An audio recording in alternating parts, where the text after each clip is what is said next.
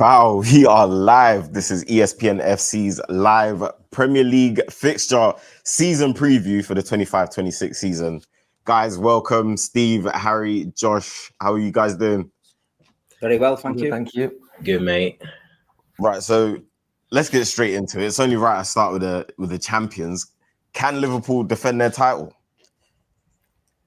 I'm feeling confident, to be honest. Obviously, Liverpool's early transfer business in the summer has only added to what was already a strong Liverpool squad. It was a squad that we'd been saying was strong from the moment Jurgen Klopp left. You know, in his sort of closing speech against Wolves at Anfield, he said the same thing. This is Liverpool 2.0. It doesn't stop with him leaving and things like that. And I think Arne Slot proved that really, and only, you know, strengthened even in terms of what he was able to do as a manager. He made the best out of, you know, players who we didn't expect a ton from, likes of, you know, Ryan Gravenberch and Cody Gakpo, who had brilliant seasons last season. So the idea that those players can grow even more because they're only young players, the idea that Liverpool are bringing in a couple new younger players as well who can only get better when they join is very, very exciting.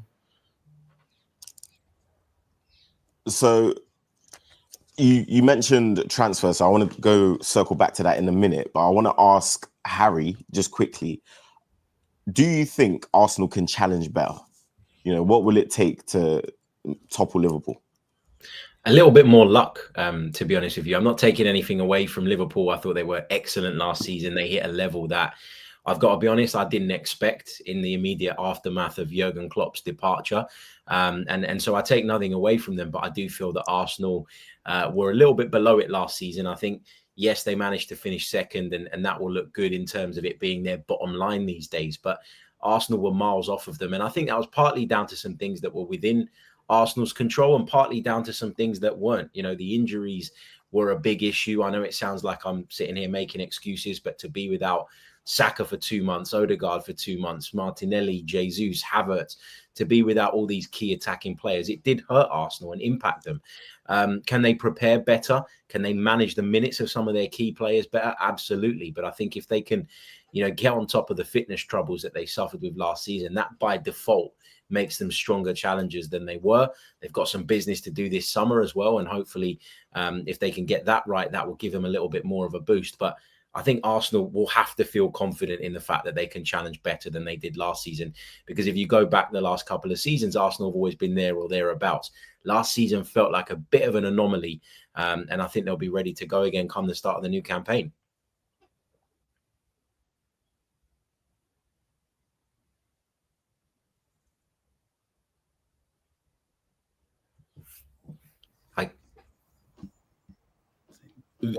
Sorry, I said, do you think this is Arteta's last chance to win something with Arsenal? I think a lot of people will view it like that. I think a lot of people will look at it and say, you know, he's had a fair bit of money to spend. He's had a good amount of time, and that now it's the point where Arsenal should be getting over the line, and it's the point where Arsenal should be, you know, making all of that count. I think it depends on if Arsenal fail to win. I think it depends on why. You know, you go back to last season, as I've said, and you look at all the factors, the sendings off. Some were right, some were completely and utterly disgraceful, in my opinion. I think most football fans would agree with that. And you know, so you've got to be able to sort of break it down and figure out what is Arteta's fault, what is Arteta responsible for, and you've got to be able to look at the things that were maybe out of his control. I'm not in that camp personally right now, but, you know, it will depend on how the season goes and what we all believe to be the problems should Arsenal fall short, but hopefully they don't. And Steve, obviously it wasn't City's best season last season, but obviously you've now got Rodri back, you've made some signings. What's it going to take to sort of turn it around and have a season that was better than last? Yeah, last season, after the 4 previous seasons, was not good enough. That little patch where we won 1 game in 13 was a bit strange for us. But Pep, you know, the fans have always been behind him. We knew that one day this team would have a slight drop-off. We managed to pull it round with some signings in January and finish 3rd. I think the signings he's brought in are good. You know, he signed a left-back for the first time since 2017. Reinders come in the middle to link up with Rodri. And he's brought in Cherki for a bit of creativity. So there's a lot of excitement in Manchester at the minute on the City side. feeling that we can go again. The squad needs trimming a little bit. There's a lot of excess players who are not going to get game time. But I think we could get worse than last season. For a lot of people, last season would be a fantastic season. But for Pep Guardiola, it was classed as a failure. But we need to get back in that title race and make sure that we're there or thereabouts come the end of the season. So obviously with Liverpool and Man City getting business done early in the transfer window, Harry, do you feel like potentially Arsenal could get left behind? Yeah, I mean, there's a bit of a nervousness and an anxiety, I think, among the Arsenal fans right now because, we didn't do anything in January. If you go back to last summer, you could probably argue that was slightly underwhelming as well. And as a result of that, you'd have thought that everything would be lined up and ready to go come this summer. And obviously, we're a few weeks in. I know we had that pause because of the Club World Cup and all the rest of it, but you're looking at City doing things, you're looking at Liverpool doing things, and there is a feeling that we could end up getting left behind. But it's not time to panic yet. It's way too early in the window to be feeling that way. I think for Arsenal, it's very clear what their needs are. I think they need to bolster their attacking options, particularly in that centre-forward position. And we know that they're in the mix for a couple of centre-forwards. Sesko's been talked about a lot. Gyökeres has been talked about a lot. Which one of those Arsenal push hardest towards remains to be seen. So we're going to have to wait and see. But there is that feeling that, if we don't get business done early and we're not ready to go at the start of their campaign, we could be left behind. Remember, last summer, people were saying, stay calm, stay calm, stay calm. And the only attacker we got in through the door was Raheem Sterling on loan. So that's where the anxiety and the frustration, I think, comes from. And Arsenal as a football club, I think, have to understand that's going to be the case until they show us that they're going to do some serious business. Right, so quickly, before we reveal the fixtures, I just wanted to ask Josh and Big Steve. Josh, you could go first. Are you happy with your signings? What else is needed? Absolutely. It looks like we're going to get Milos Kerkez through the door any minute now as well. Obviously, Florian Wirtz we expect to arrive this week. I'd still like to see a number 9, to be honest. Feels like something Liverpool have as an area of need, and I'd like to see Darwin Núñez unfortunately depart the club. I think that project has run its course now, so they would be the sort of main things for me. And Steve, are you happy with your signings? Is there anything you feel like Man City still need? I think we're happy with it. I'd like to see a right back come in. I'm not sure who's going to play right back at the minute, but you know what Pep's like. He does like to play midfielders at full back and stuff like that. So if I could choose anyone at the minute, at any position to strengthen, I'd probably go for a right back. Perfect. So it's now 9 a.m., which means the fixtures have been released to the public. Off the bat, what are we thinking? I mean, I keep going back to you, Harry. I feel like you're talking a lot. The first sort of opening fixtures, here they are as well on the screen. But for Arsenal in particular, I think it's United away, Liverpool away, and Newcastle away within the first 6 games. So they're on the screen there. How do you feel about that? Yeah, it's a really, really tough start. I don't think Arsenal could have asked for a more difficult start. As you mentioned, Man United away. I know that United haven't been at the level in recent times, but it's never an easy place to go for Arsenal, Old Trafford.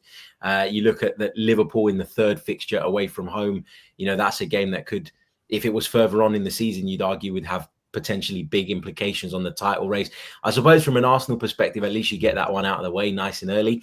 And Manchester City is Arsenal's 5th game at home before, as you mentioned, Newcastle away in the 6th fixture. So there's a couple of winnable home ones there at the beginning, Leeds at home, Nottingham Forest at home. But, it just emphasizes the point that we were just making, doesn't it? That Arsenal really need to get their business done, get themselves ready, get themselves prepared to hit the ground running in the new season. I know you're not at your best in the first couple of weeks of the Premier League season. We've seen that over the years. Teams take a little bit of time to get going and to get moving. But I think with a fixture list like that right at the start of their campaign, and I know it works both ways, opposition versus Arsenal, it works the same, but you've got to be ready to hit the ground running, because if you're not, you can find yourself a fair few points behind after a couple of weeks in the season, and you don't want to be playing catch up from that early on in the campaign.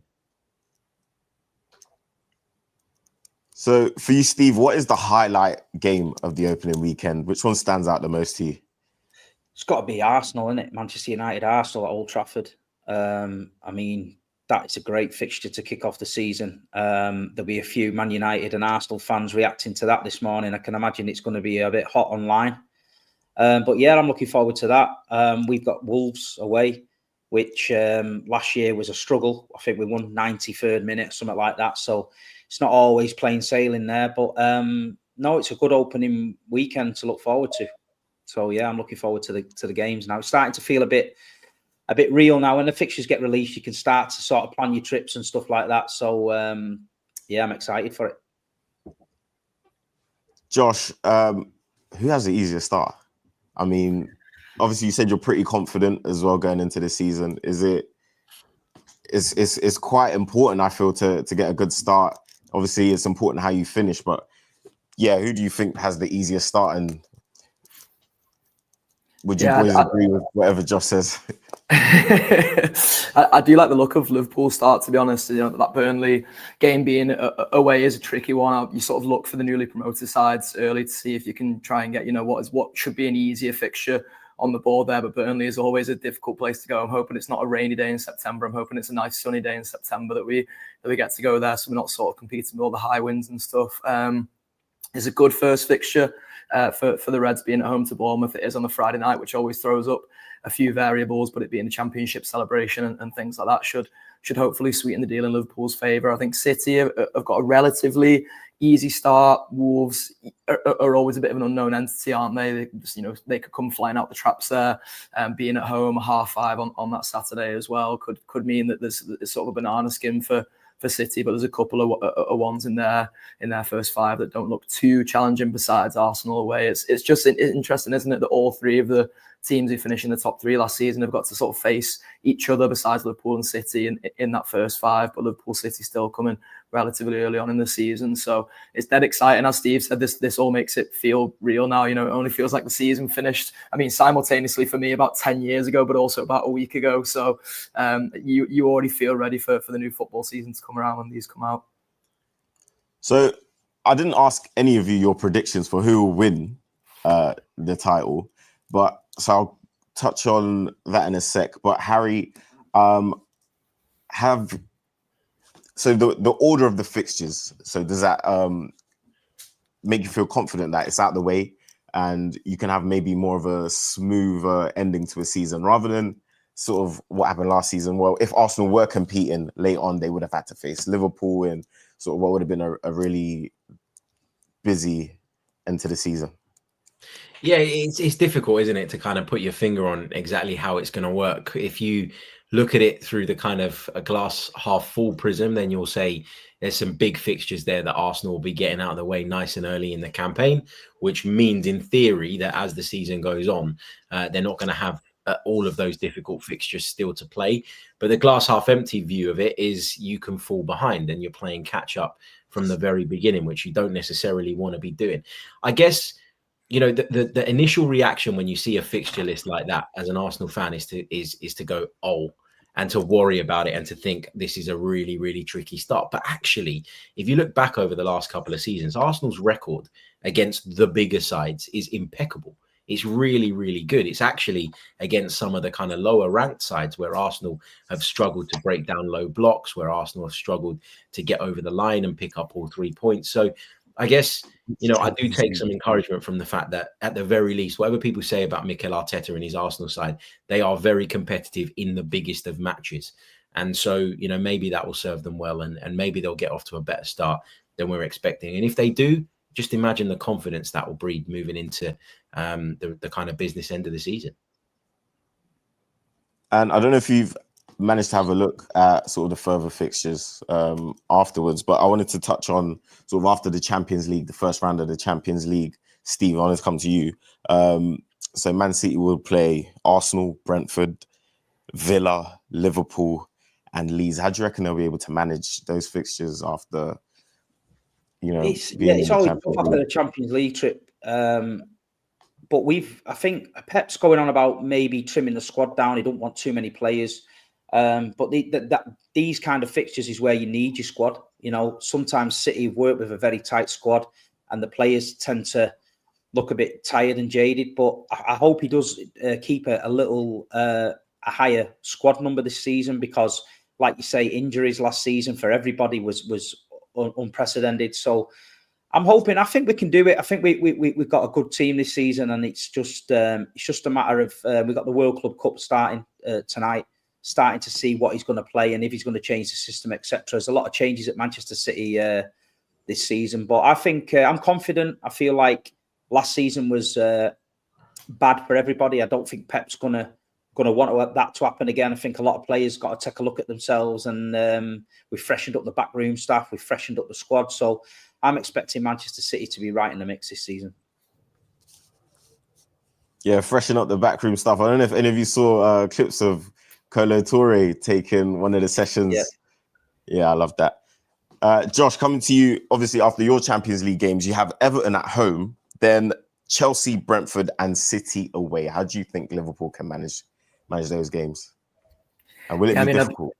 I'd love to sit here and say that Everton at home is always easy for Liverpool. It's always a game which has a lot of emotion attached. It's not the sort of game that you want to play when there's Champions League and other things sort of distracting thoughts at that time. I guess the hope for Liverpool is that, to be able to fight on a couple of fronts this season, they're going to need to have a stronger squad, and we don't know what's going to be done in terms of outgoings with the transfers yet. But in terms of what Liverpool are bringing in, I think there's going to be a really strong squad for Liverpool this season. I thought Liverpool's squad last season was strong. I understand that Harry, talked about Arsenal's injuries before, and I completely sympathise with Arsenal fans in terms of the attacking injuries they had. Liverpool had a fair few, midfield and the goalkeeper getting injured and things like that last season, but we had the squad to be able to deal with it. And that's where I think you look at the business that's been done early, and it does make you more confident for the time that Champions League fixtures come around, and you think of, the FA Cup fixtures and how that might affect things, and even League Cup as teams progress into that. So just very excited about everything that's to come. I was even looking ahead, sort of skipping further ahead into like Champions League knockout stage and stuff. Then I was like, I'm going to have to slow my roll a little bit here because we don't know how Liverpool are going to get on this season. But I'm giddy, to be honest, Ralph. That's just the way it is at this moment. Yeah, literally, there's so many fixtures that clash with like AFCON and other Champions League rounds and whatnot, but I don't think we have enough time for that. So I just wanted to check how you guys feel about your last 5 fixtures. And I mean, Steve, how do you feel about City's last 5 fixtures? Burnley, Everton, Brentford, Bournemouth, and Villa, very winnable games. Does that fill you with confidence? Yeah, well, I think everybody knows that Manchester City towards the last 10 games of the season. I always say if Manchester City can keep on the coattails of everybody else till that last 10 games, that we tend to turn it on. We even did that this season. I think if you look at the form from January, we were right up there. So it's always interesting to see the running. I do look at the running more than the beginning. I feel that the beginning's a bit can be a bit mad. Teams are not fully established. You can catch teams cold. But by the last 10 games, everybody knows where they are.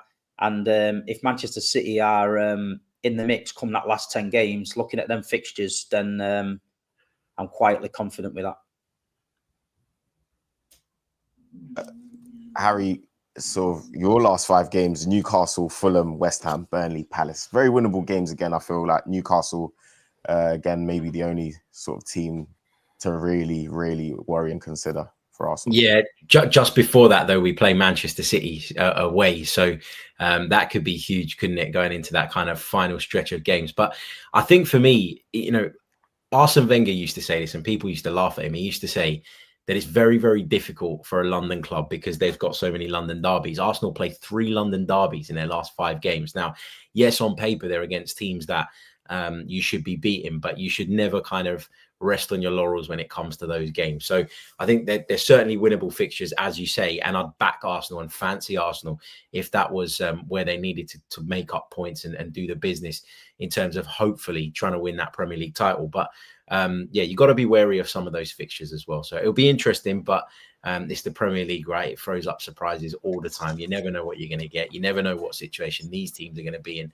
that you're facing at the time, how desperate or uninterested they are, depending on what their season looks like. So it's going to be fascinating, but I'm not going to look that far ahead just yet. Let's focus on that first 6 games, which is really, really difficult for Arsenal, and we'll see how we do after that. All right, so quickly before we go, I want predictions from each of you. Starting with you, Steve. Man City win the league, no problem. Harry? Arsenal win the league, no problem. Josh. I think you know exactly what I'm going to say here. Liverpool to retain Yeah, the title. yeah. Thought so. Right, perfect, guys. Thank you so much for joining me. I mean, good luck to all teams, I guess. I don't really mean that, but yeah. Thank you for joining me, and enjoy the rest of your day. Thank you. Take it easy, Rob. Cheers. Cool. So we're going to take a quick break. I'll be back with Kendall, Chris, Nini, and Beth. Bye.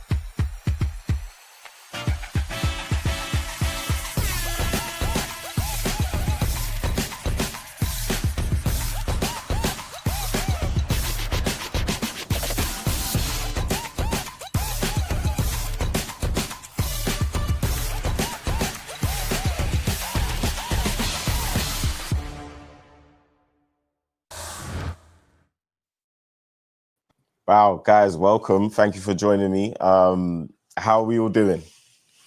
Good, thank you. Good, thank you. Really good, thanks. Good. So obviously the fixtures have been released. Are there any, I'll start with you, Beth, that stand out for you? And are you confident about the 25-26 season? I mean, I'm a United fan, so am I confident? Not really, to be honest, after what's happened last season. I mean, I'm looking at our fixtures. I mean, the one that obviously stands out is the Gyökeres derby, first game of the season.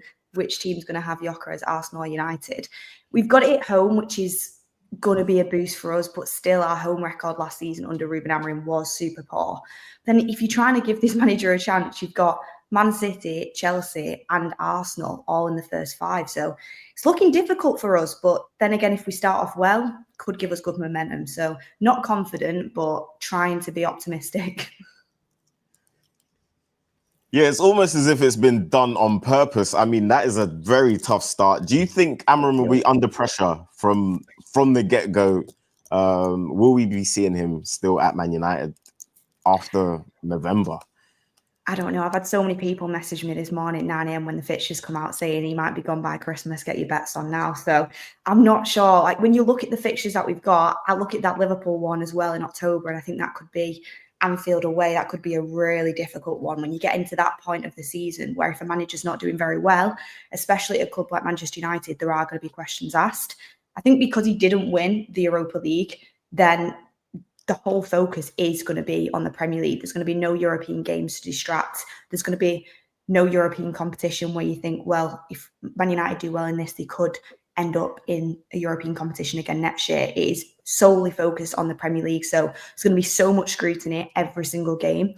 And like I said, if he starts off poorly, that's going to increase that speculation around his job. So I think he could be in trouble. But then again, you can look at it from the opposite side and say, well, if you do start off well and you beat the likes of the Chelsea, the City, the Arsenal, then you're going to have that momentum going into the season and it can build the team confidence. So, and you can say you've only got the Premier League to focus on. So it could go either way. But if I'm Ruben Amorim this morning waking up looking at that, I'm looking at it and thinking they do not make it easy for me. And I'd be saying to the Manchester United board, you need to get my signings in ASAP. It's so crucial that Manchester United have their transfer business done come that first game of the season.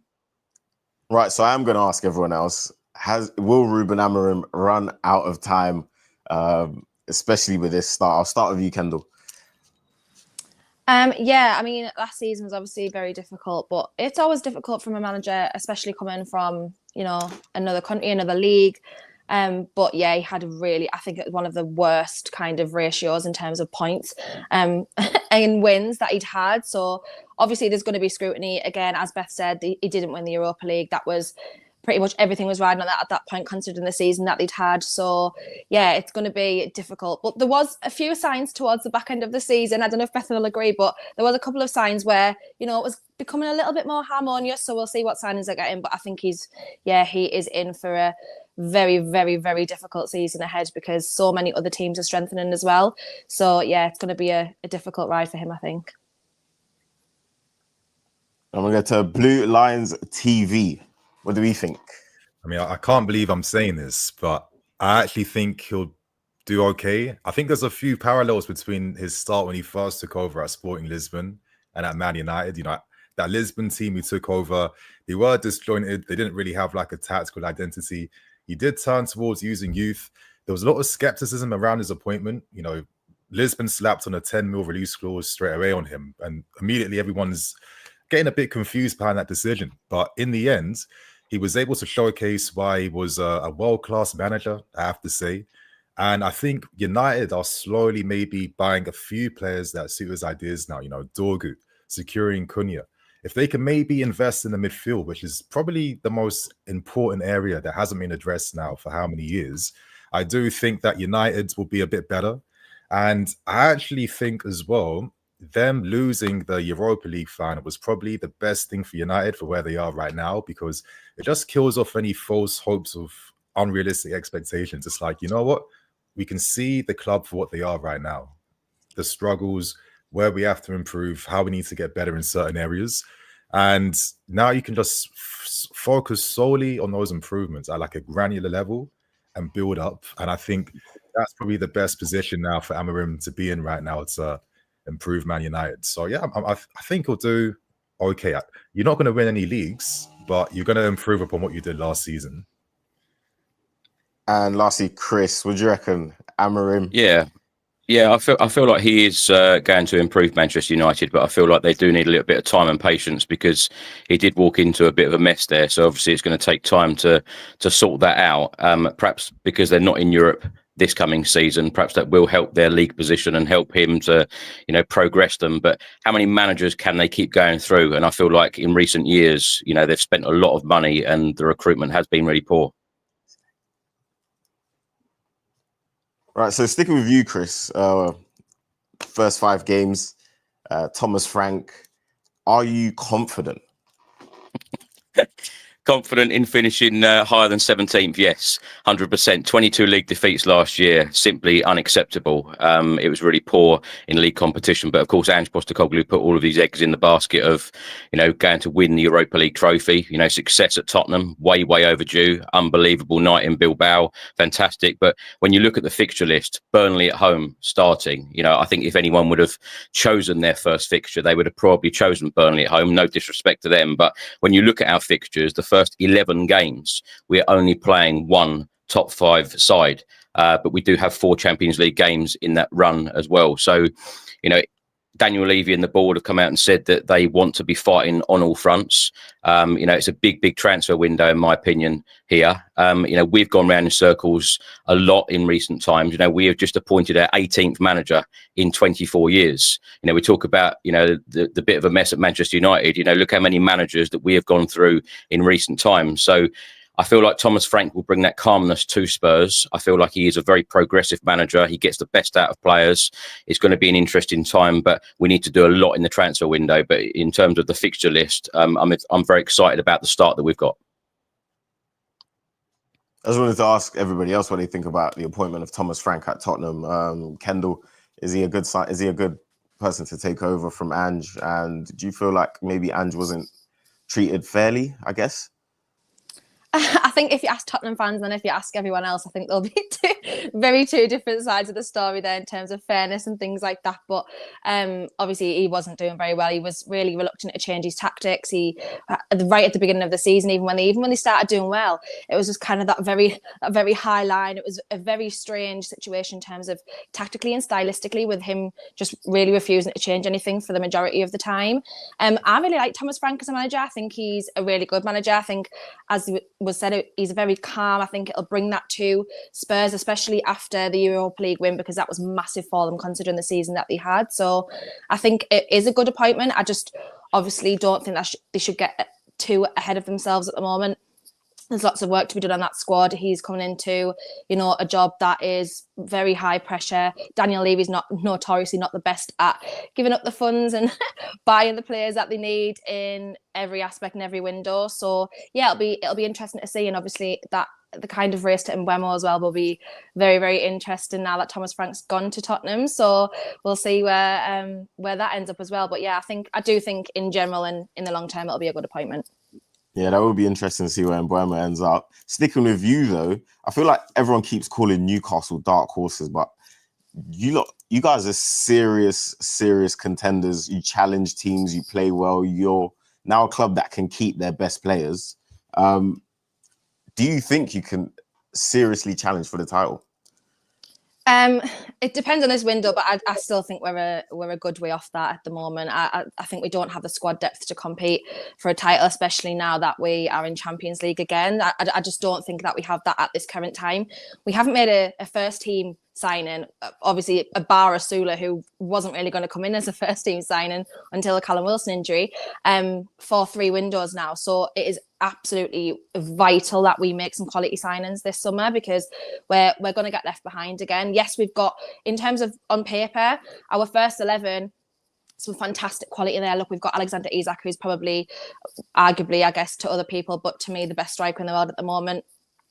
We've got, Sandro Tonali, who's absolutely incredible and came back fighting after his ban. We've got Bruno, we've got Tino Livramento and Lewis Hall, 2 amazing young English fullbacks. And then we've got the likes of the experience like Dan Burn and Jacob Murphy, who had fantastic seasons last season and did really, really well. So on paper, yes, we have a really, really good squad in terms of the starting 11, but beyond that, we really don't. And we need to upgrade on the players like, obviously, no offence to Dan Burn, no offence to Jacob Murphy, but we do obviously need to improve on the squad as a whole and keep those players as well. So it's equally as vital that we hold on to the players as well as get new ones in. But yeah, I do think we're a little bit away from competing properly for a title. But I do think we're obviously kind of getting to the point of being a mainstay in the Champions League at the moment. So what does a good season look like for Newcastle? Obviously, we need to capitalise on last season. It's going to have to be, we won a trophy and got into the Champions League last season. So for me, I'm 30. That was the best season that I've ever seen in my lifetime. To some other clubs, people would be looking and thinking, that's really nothing. But to us, it's like everything. We hadn't won a domestic trophy for 70 years. So for me, last season, probably everyone, I guess if you would ask the 98% of the fan base, it was their best season in their lifetime as well. So we've got to capitalise on that. We've got to make sure that we stay in that top 4 mark. Yes, we were lucky this season because our form was amazing after Christmas. Obviously, we won the trophy. That was brilliant. And then towards the back end of the season, coming at the Champions League spots, last day, losing to Everton, only getting in, thank you, Beth, to Manchester United beating Villa. So that was kind of a bit annoying considering the season that we'd had. But we've got to make sure that we stay there this season, having really another good cup run, if not win another one, because that was the League Cup was Manchester City's capitalisation. So we need to do that as well. So yeah, hopefully we can just do that again and get some quality signings and compete again. Perfect. Blue Lions TV, I'm gonna come back to you. Obviously, Maresca back in Europe. Will he be able to balance that Champions League football with Chelsea? I think so. I think obviously playing Conference League football last season, maybe it's like a little precursor for the main event, which is CL football. And we already saw a little of interesting things with how we use the squads in terms of using more, I don't like saying the word, but more B team players in that competition. So there's been a lot of emphasis on rotating the team when it's needed. And Maresca's not afraid to do anything like that. So I think he'll be very equipped to take on Champions League football with the squad. I'm hoping that we can maybe invest a little bit, but if I'm seeing things for what they are right now, listen, we've added another striker in Liam Delap. We have some strength now in midfields with Andre Santos and Asugo coming in the team. Hopefully, we're going to have a fitter Romeo Lavia, but if we don't have that, we have 2 great young understudies that can take those minutes up. And I see it like this. If we had access to these types of players from last season, I think maybe it would have been a bit easier securing Champions League football. So there's like small positives in the right direction. We still have to strengthen because for myself, it's simply this year. Now that we got Champions League football, this isn't a trophy for us. This is the new minimum for us right now. A lot of Chelsea fans that had this belief, myself included, we thought that with the new ownership coming in, we accepted there would be a process and patience was needed. But none of us thought that that would involve not having Champions League football for 2 years. You know, this is our minimum in terms of, even no matter how bad the season is, we always get Champions League football. So I'm making this point because now we're in the CO. Listen, we got 2 stars in our jersey for a reason. We're in it to win it. No matter how young the team is, how inexperienced they are, that's just the legacy of Chelsea Football Club in Europe right now. So I hope that we respect our history and we respect what we've done in this tournament, and that we do our very best to make sure we can go as deep and far as possible. And to do that, we are going to have to maybe add a few more players to really just boost Maresca's ideas to the next level. You know, for example, a goalkeeper that allows us to play out from the back a bit better. Maresca was experimenting with having this makeshift back four with like Robert Sanchez joining one of the centre backs. But because he's not great with the ball at his feet, that kind of really impedes us tactically. We need to sign a big boy on the left flank. We need to add more ball carriers to the team. And I think if we can maybe solve those 2 like big concerns in the team right now, alongside what we've brought back and what we've added, I think we have a pretty healthy team that I think will be very excited to take on European clubs in the Champions League for sure.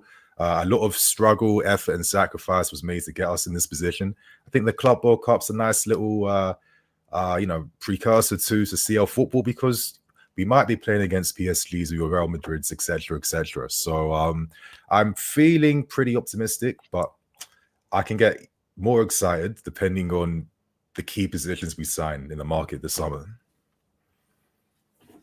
Yeah, you just had to remind everyone there how many Champions Leagues Chelsea have won. Got to slip that in there. Can I ask, you spend £1 billion and you're still asking for ball carriers? Sadly, I know we've invested so much in these areas, but we haven't found those stars that we need right now. But listen, all of us don't want us to be a team that's just happy to be in the CL. We want a team now that's ready to win the league, win the CL challenge now. That's the next stage for the club's development. And I think we're on a nice track now to get there. So I got a question for Beth. What are your expectations this season, and what does success look like? I mean, success for Manchester United, kind of the same as what Blue Lions TV was just saying there, is Manchester United Champions League is always minimum.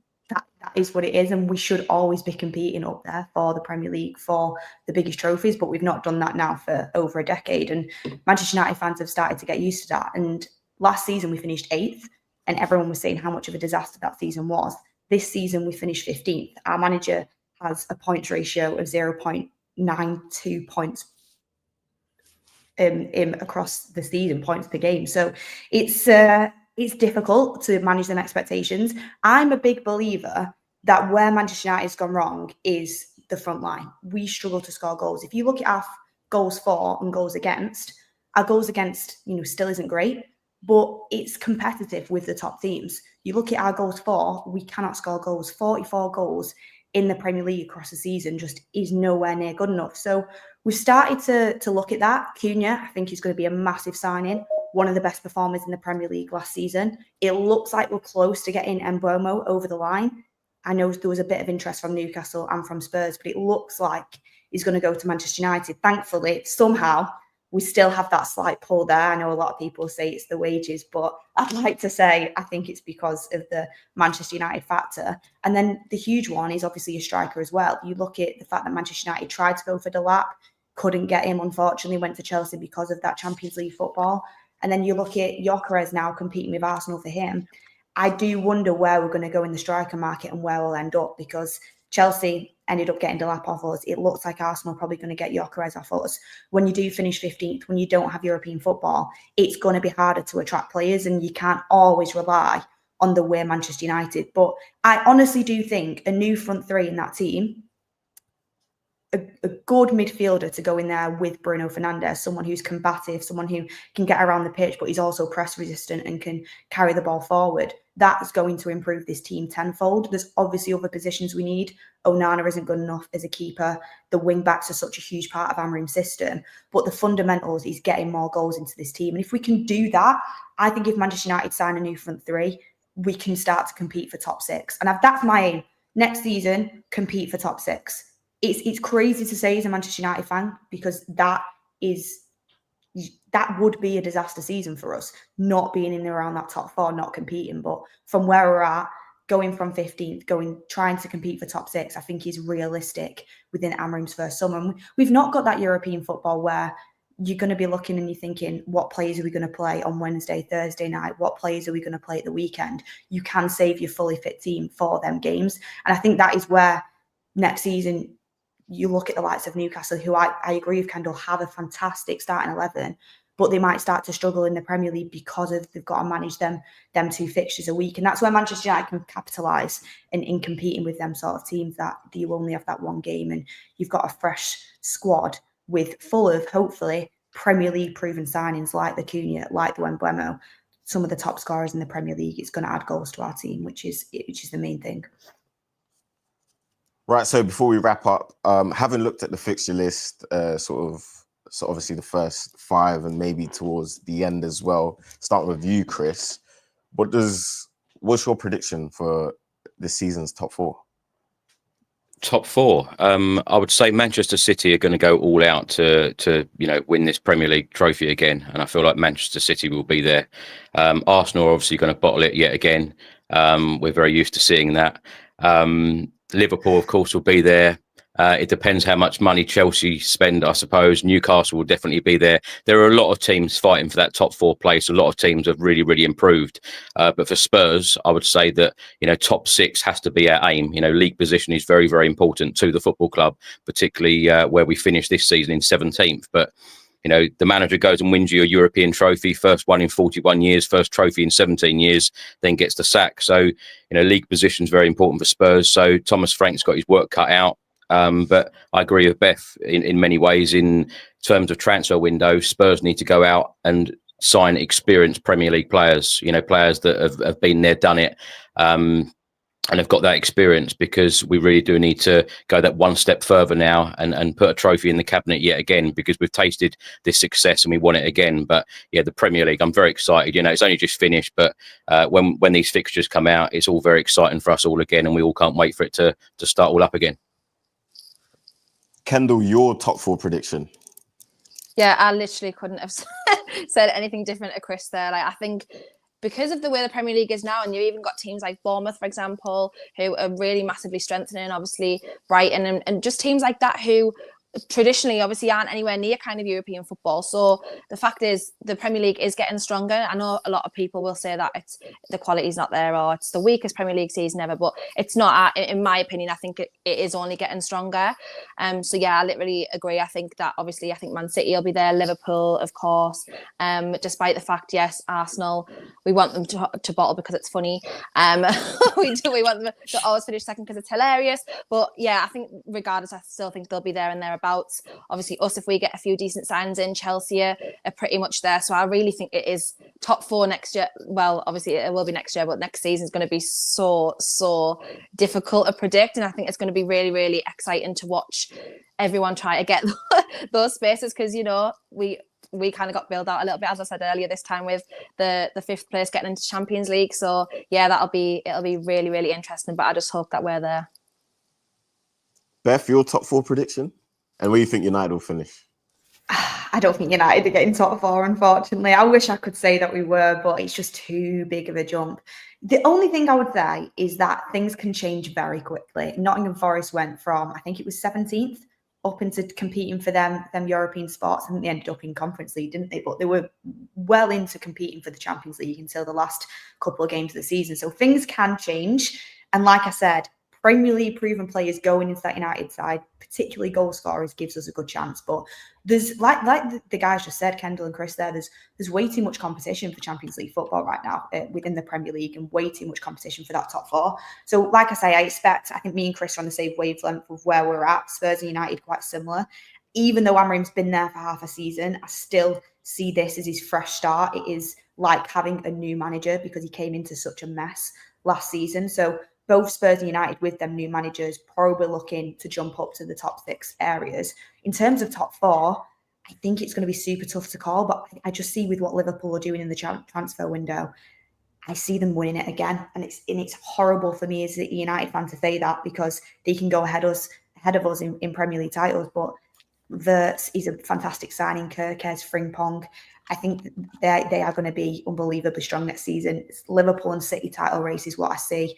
And then, honestly, as much as I know Arsenal fans are confident, if they don't sign a proper striker, I could see them dropping off. So it depends on what transfer business they do. It's hard to predict it early, but Arsenal, Newcastle are going to be in and around that, as well as Chelsea as well, I think.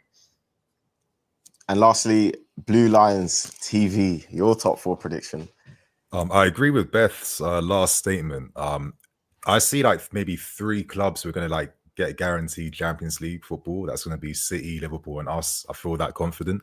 I feel like maybe Arsenal are the ones that could maybe drop off a little bit because I think their season hopes are too reliant on the business they're securing in the summer window now.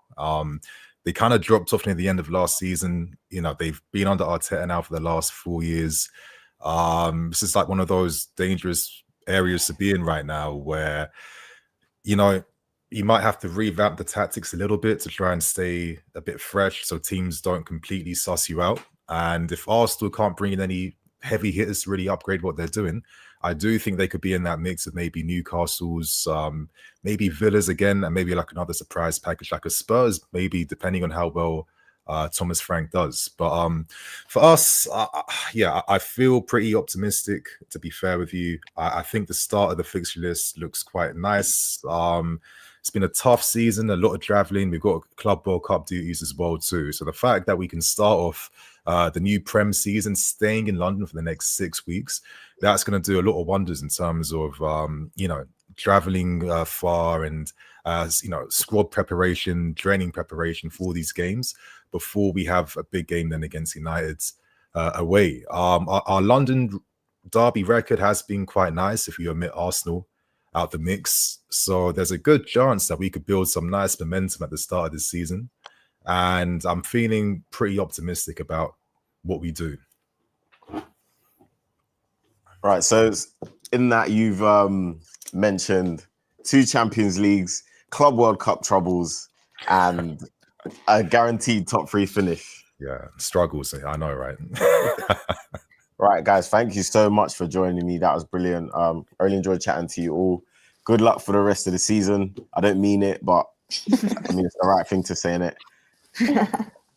But thank you so much, and I'll see you guys soon. Thanks, Rouse. Thank you. Right, take care.